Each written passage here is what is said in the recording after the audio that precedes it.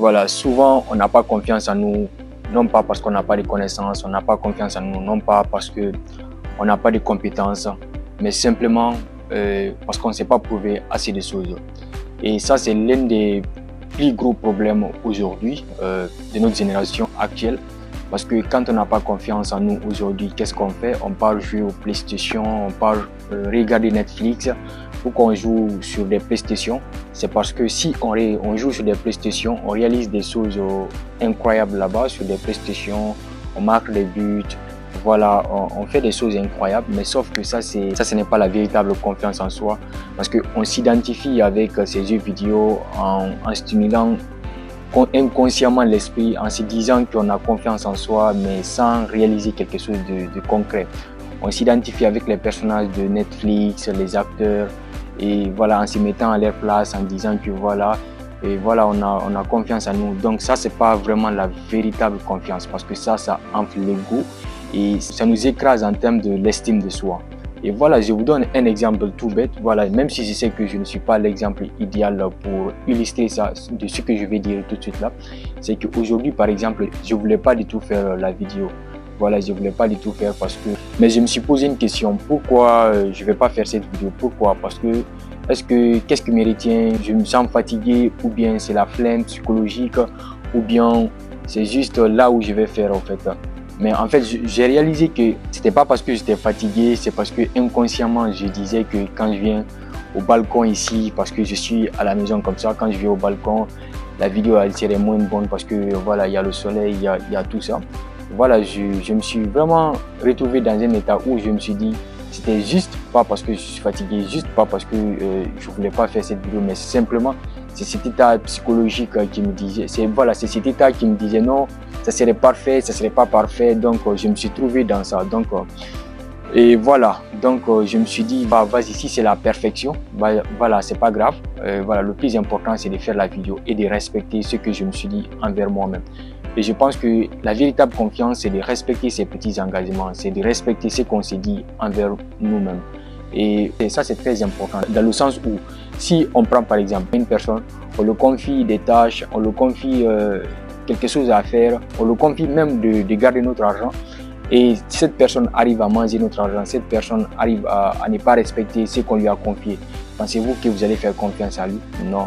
Vous n'allez pas faire confiance à lui. C'est exactement envers nous-mêmes aussi. Donc, si on veut se faire confiance, il faut juste respecter les engagements qu'on s'est fixés, même si ça paraît très difficile de les réaliser, mais il faut les faire quand même. Parce que le cerveau n'est pas bête, le cerveau ne peut pas te faire confiance si tu ne lui prouves pas. Donc, on doit se prouver assez de choses. Et pour ça, ce que je peux vous recommander, c'est... Voilà, ce que je peux vous recommander, parce que moi j'aime lire, j'aime beaucoup lire les gars, j'aime vraiment lire. C'est le livre que j'ai lu de David Goggins, Can't Hurt Me. Déjà, David Goggins, pour ceux qui ne le connaissent pas, c'est un ancien Navy SEAL et ultra-marathonien américain. Il s'est vraiment battu pour garder le caractère qu'il a aujourd'hui.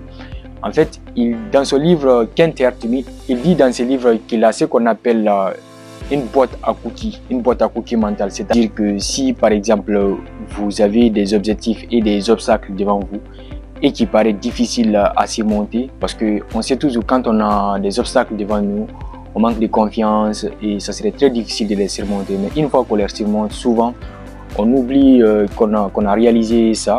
Mais souvent il faut prendre ces obstacles, tu les remets dans ta boîte à cookies mentale.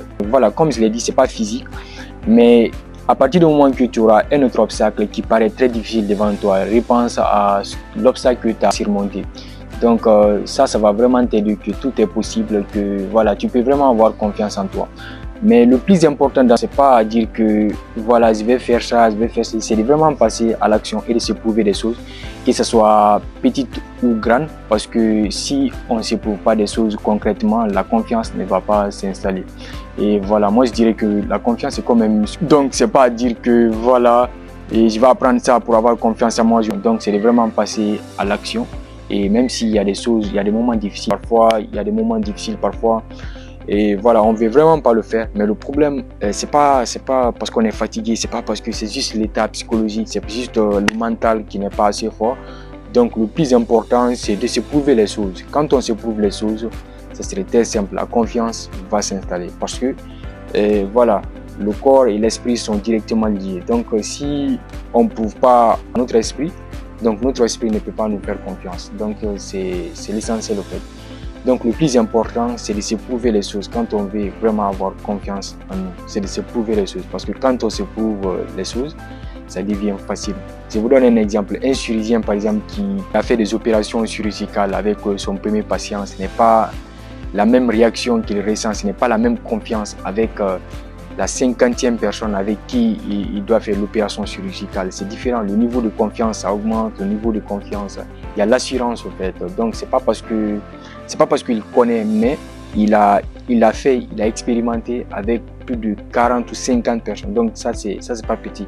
Donc ça peut lui permettre d'avoir une certaine autorité et de confiance, de se permettre de dire oui, l'opération peut marcher, de se permettre de prédire au fait. Donc ça c'est la confiance. Donc le plus important c'est l'action et de se prouver des choses. Donc c'est la fin de cette vidéo. J'espère que le message est compris. On est ensemble et surtout, never give up.